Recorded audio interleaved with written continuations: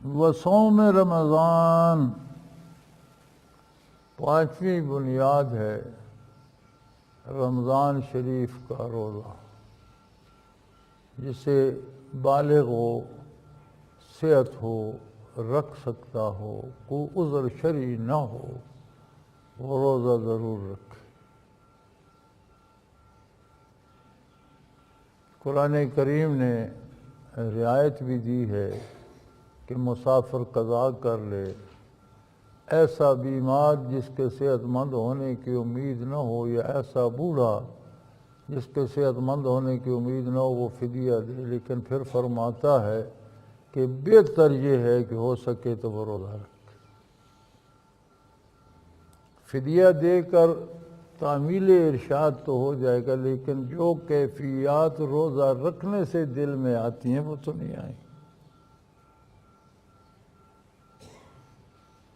وہ مزہ تو نہیں آئے گا، وہ بات تو نہیں بنے گی۔ تو فرماتا ہے وَأَن تَصُومُوا خَيْرٌ لَكُمْ، یہ رعایتیں تو ہیں لیکن روزہ رکھو تو بہت اچھی بات ہے، بہت بڑی بات ہے۔ طلوع فجر سے لے کر غروب آفتاب تک، یہ بات یاد رکھ لو، روزے کا وقت افطار کا غروب آفتاب ہے، مغرب کی اذان نہیں ہے۔ مغرب کی اذان 5-7 منٹ بعد ہوتی ہے، روزہ پہلے کھل جاتا ہے۔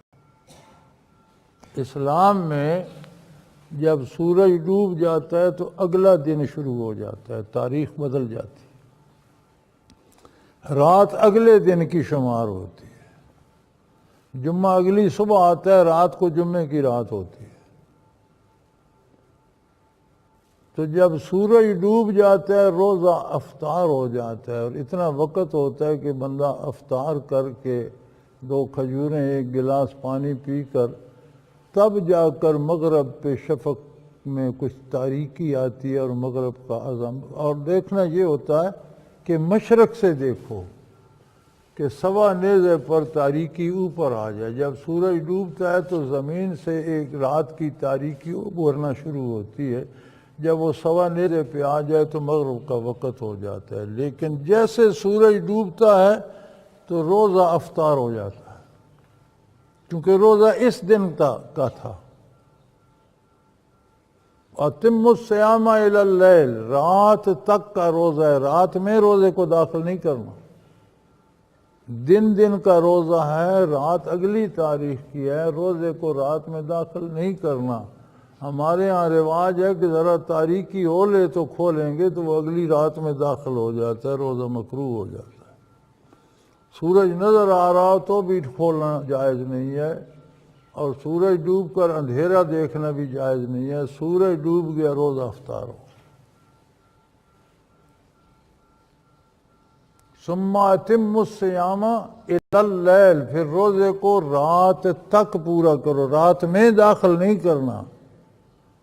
رات کے آنے سے پہلے روزہ کھل جائے گا، اور یہ 5-6 منٹ ہوتے ہیں تقریباً روزہ کھولنے کے۔ سورج ڈوب جاتا ہے اور مغرب کی اذان 5-6 منٹ بعد ہوتی ہے۔ تو عموماً ہمارے ہاں رواج ہے کہ اذان ہوتی ہے تو ہم روزہ کھولتے ہیں، یہ درست نہیں ہے۔ روزہ کھول کر مؤذن کو اذان کہنی چاہیے۔ یہ تو مؤذن پہ ہے نا کہ سورج ڈوب جائے، افطار کرے اور پھر اذان کرے۔